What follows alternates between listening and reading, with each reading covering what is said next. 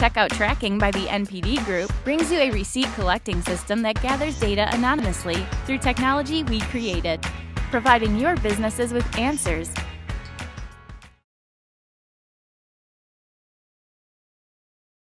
Yeah. All right. As George said, welcome. Pretty excited and honored to be kicking off the casino track today. Hopefully we'll try to start things off with a bang, try to have a little fun. Hopefully you guys don't need your morning coffee for this. It'll be interesting enough. George gave me a great intro, but I actually want to tell a little bit about my background, and it's actually part of the impetus for this talk today and why I wanted to do this. So as he mentioned, I'm at GSN Games, Director of Mobile Games. I've been in the casual games industry for about 16 years.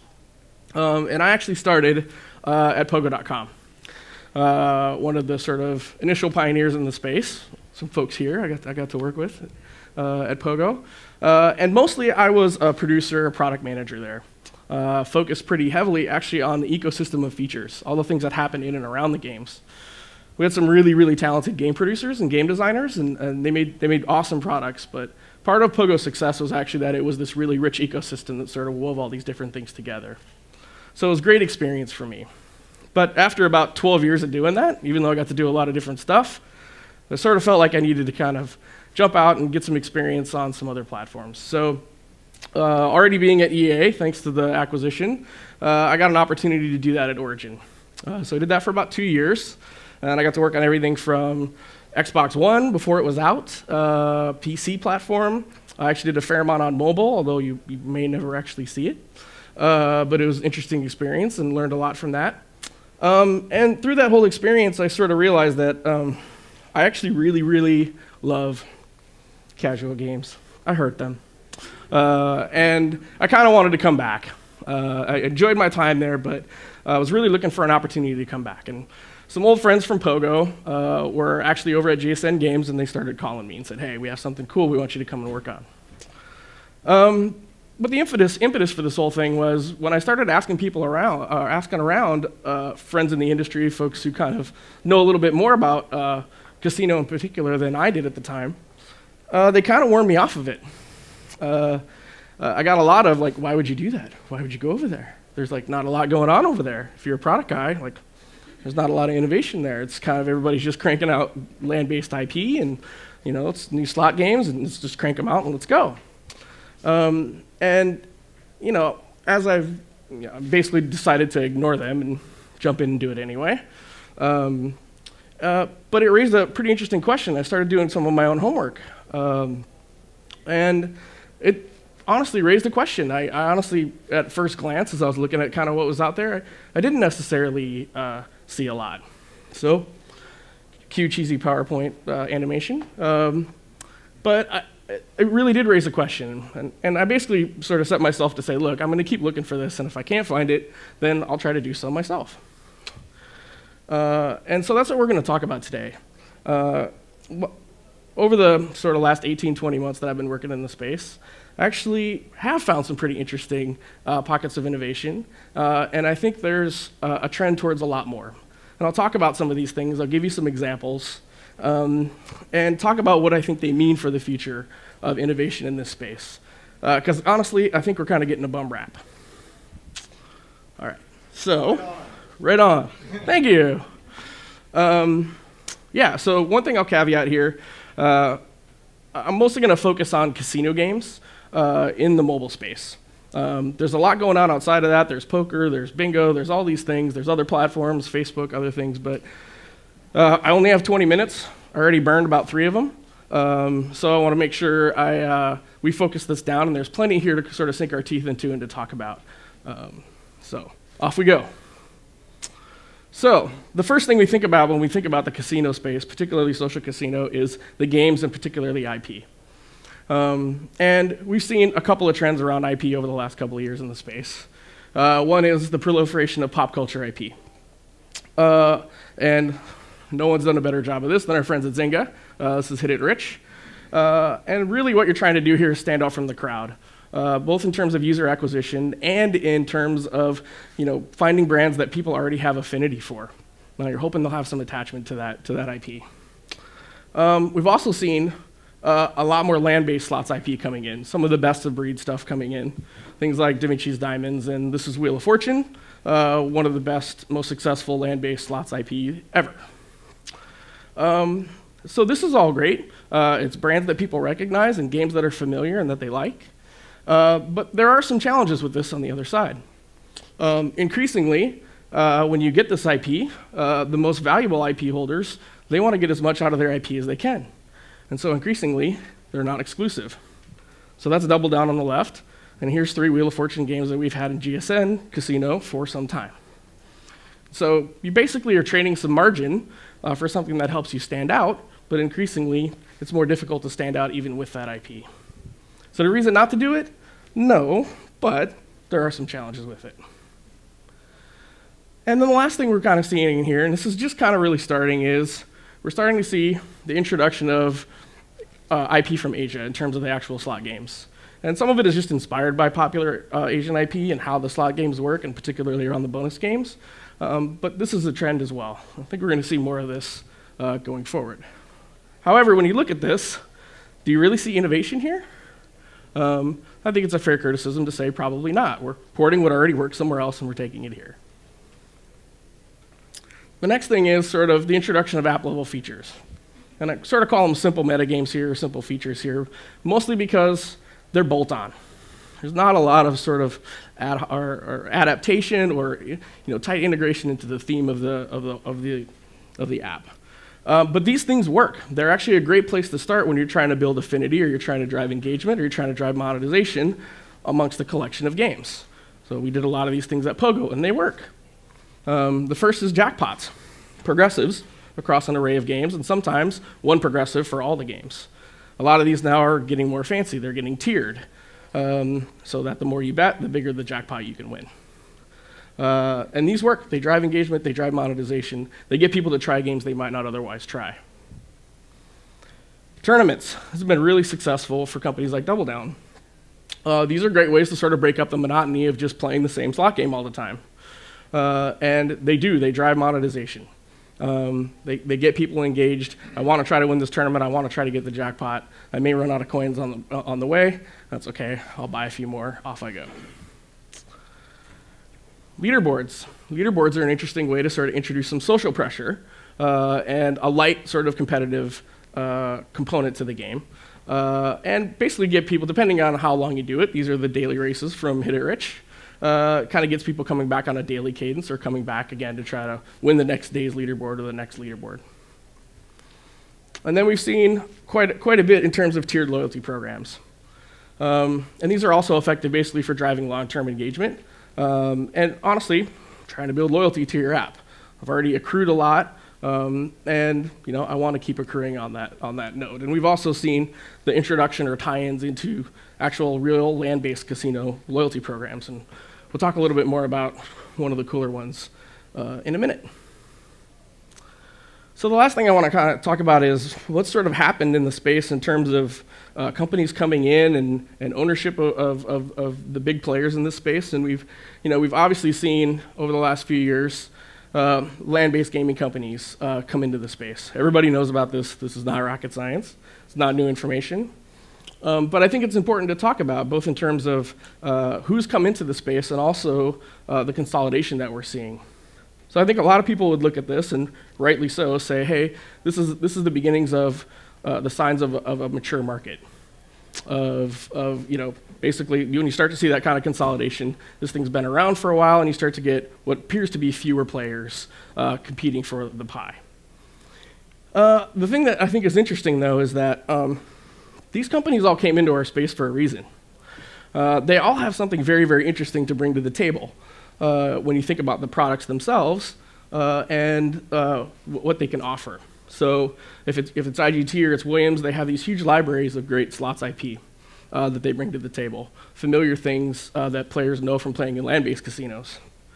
When you talk about MGM or Caesars, they're huge resorts. They have access to all of the programs that those resorts offer. And we'll see, particularly with MyVegas, how that gets integrated in a pretty interesting way.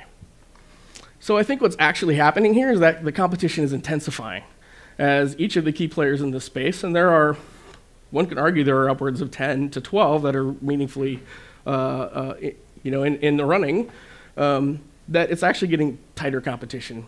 And I think that actually breeds an environment where everybody needs to up their games, especially those of us who make these products and who work on these products every day and are trying to craft great experiences for customers.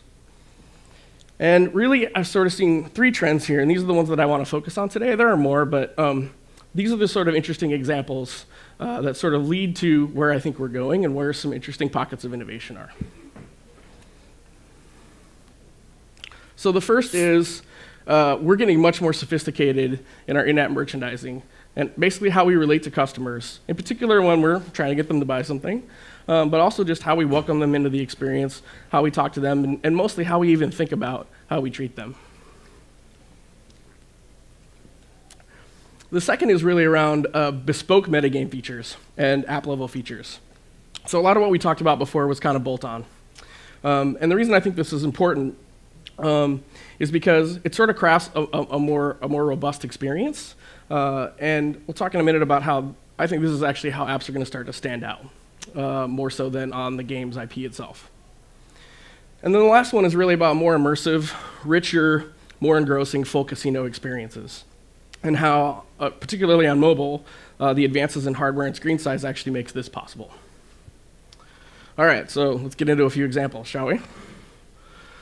So when I talk about sophisticated merchandising, it's really about getting more player-centric. So we're finally sort of realizing the promise of all this data we get. As players come in, they play our games, we get a lot of data in real time, and we're only starting to get to the point where we really can take advantage of this and actually customize the experience for them.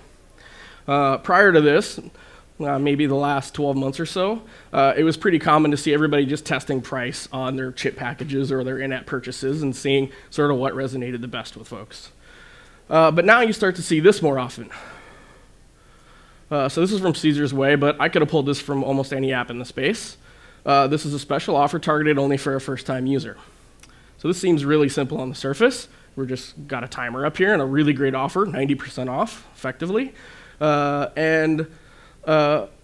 What's really interesting about this is that it signals to the user that we recognize that you're new, that you're not the same as everybody else. And it's sort of the first step into a progression. The next thing is, this is from Big Fish. I chose this one because I like it. And also because it's got this Just For You banner in the top left. So I don't know if this is actually just for me. I'm guessing there are other people that are seeing this and it says Just For You. But this was basically, I have purchased in this game. You're welcome, Julia. And it was basically trying to get me to do another purchase, right? Trying to entice me. It gave me a great deal. But again, this shows acknowledgement of my progression through the game and my life cycle through the game. So this is a level of sophistication that we didn't necessarily have before. So the next one I'm going to show you is actually one of my favorites. That's a pretty substantial evolution on this that's pretty interesting. So this is the piggy bank from Slotomania. I like to call him Babe. And he's interesting for a couple of reasons. The way this works is it's basically a 401k match program. So when I come in and I win coins, it duplicates some of those coins and puts them in the piggy bank for me. And effectively what happens is I have a deal here, and I break the bank when I think I'm getting a good deal. So this is a self-improving deal over time. The more I play, the better it gets. And they set this hook as soon as you come in and you play the game. This is really, really smart. There's a couple things here that are interesting, and behavioral economists would have a field day with this. This would be awesome. But there's a couple things here. One, it's cute as hell, and let's not undersell how important that is. But also, you learn a great deal of data. You learn something really interesting about actually how players value your currency and what they think is a fair deal for a certain price point. When you think about that, that's really tough data to get for a per-user basis, and you could almost do some really smart segmentation based on that alone. So I don't actually know if Slotomania is doing that, but seems like that's what's going on here. So when you look at these three things kind of in order, you can sort of see a progression in terms of sophistication. And all of it really nets out to really understanding each individual player for the unique person that they are based on choices that they make in your game. as they evolve with your game, as they spend more time in your game.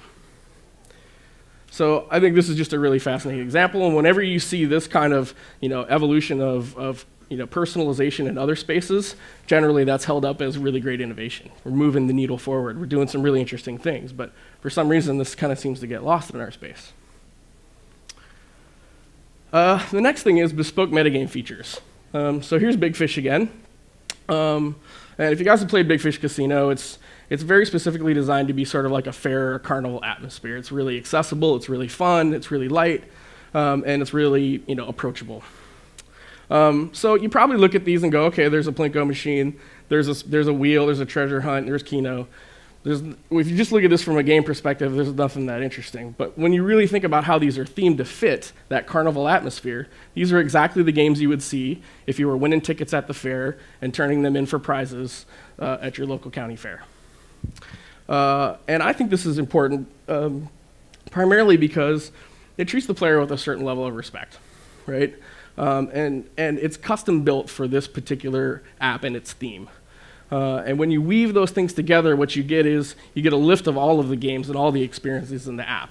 This is a phenomenon that we saw at Pogo, particularly with Club Pogo, where we had other meta features, and they actually would, people would play games that maybe weren't home runs, maybe they were only doubles, but they would play them as part of trying to work towards a larger goal and a fun goal that fit part of the entire experience. So here's another one. This is My Strip from MyVegas. This is tied into their rewards program. And this is pretty simple. It's basically a tiered challenges program where you earn the loyalty currency and some currency to play the game. But what they've done that's interesting here is they've built an isometric progression map that basically incorporates the properties that they have as part of their MGM relationship. And it actually teaches players who may have never been to Vegas and have no idea if or how the Excalibur is any different from the Bellagio. It sort of actually teaches them what the hierarchy of those things are, and they value the rewards that come from those resorts that much more, and understand that a night at the Bellagio is worth a lot more than a night at the Excalibur, depending on what you like to do when you're in Vegas. Maybe you like watching jousting, I don't know. So the last one, and I'll do this quickly. I'm going to floss a little bit. So this is GSN Grand Casino. Yeah, thank you. And this is really about sort of merging all of those things that we just talked about into a cohesive, immersive, engrossing experience. And something that, honestly, on mobile devices, we really couldn't do up until the last 12 months or so. And it's interesting, the parallels to real-world casinos in Vegas are sort of interesting.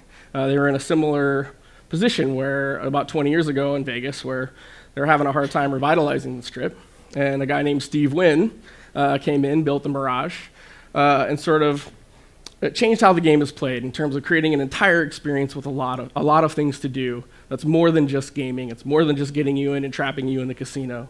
It's about building a rich, lush environment for you. And as a result, they saw more revenue from gaming as well as everything else. So really, this is about opening up new possibilities, creating a platform and a basis upon which you can start to introduce some of those things in a way that makes sense to players, and you can build a more robust experience. This is just kind of more of that. All right, so back to the final question. We'll wrap up here. Is there innovation in this space? I think it really depends on how you look at it. I think we're used to looking at the games, the slots games and the table games, and trying to find new twists and new innovations on those things. But maybe it's colored by my Pogo experience. But I think if you look in other places and you talk about where this field is going, it's actually really about these things that create a full experience, a richer experience around these collection of great games. So I think the answer is yes. And that will be your last cheesy PowerPoint animation, at least for this session. I make no guarantees about any others. And that's it. Thanks, Jaim. Do we have any questions? So one of the things is when you said just for you campaigns or these deals which are shown to users. So what happens, there's also a downside to this. So for a new purchaser, when you show this deal, he rejects it. and later after playing for another 2-3 sessions, he again sees it. He feels this is again a generic deal, or similarly just for you. I'm saying this from the experience of developing something similar feature to our games. Yeah. So what we have seen is we have seen the revenues jump up when we introduced this feature. The conversion to purchasing users almost doubled up. But it slowly gone down over the period, not to the original level. So how do you solve that, or what are the innovations there? How to further customize it? Any thoughts on that? Yeah, I think the core of it is recognizing that when you make an offer to that player, if they reject your offer, that's information as well. It's just like on Netflix when you say you don't like a movie. That's information you need to take back in and use to decide what to show them next. If you keep showing them the same offer over and over again, it doesn't feel like just for you. It just feels like, yeah. It will be again another offer of saying the Yeah. same chips, and instead of 80%, it will be 85%. Right. So right now it's stuck at that level, is it? Yeah, I think part of the reason why I think it's interesting to start to include other features and why these app-level features are interesting is you can offer things besides your core virtual currency, right? There are other things that you can offer. Maybe they're just not that interested in that. Do you know what I mean? Maybe they'd be more interested in tickets to go play the Plinkatron or something else. And you know, it allows you to try different things for different players, and you have more options, more things kind of in your arsenal to see what resonates with that player. But I do think the main thing is, you know, as we get this data back, being sophisticated about how you modify the next offer and realize sort of, okay, I've offered coins 3 times. It's not coins. It's something else, right? Yeah. How would you say GSN, how would you say GSN distinguishes itself from other gaming studios in the social gaming sphere? Yeah, I think that's a great question. I think there's a couple things that we're doing that are really interesting. The first, and I'm biased, but is Grand Casino. I came here to work on this project and work with the team that I run in Palo Alto. We're also doing some interesting things around Solitaire Tri-Peaks. I don't know if you guys have seen this or played this, but it's an island-themed Tri-Peaks game with a saga setup, but there's basically a coin entry cost. So it's a bit of a twist on a familiar, basically Tri-Peak solitaire mechanic. And we're going to continue doing more things that are like that. But you know, really, Grand Casino is kind of our main sort of thrust towards trying to change sort of how we think about what a social casino experience can be. And so we're gonna, it's still a bit of a teenager. There's a lot of things that we still have planned for that. There's a lot of places where we can go, but we're pretty excited about where that's going. I think that's all we have time for. Thank you guys so much for coming. Thank you, Jaim. Thank you.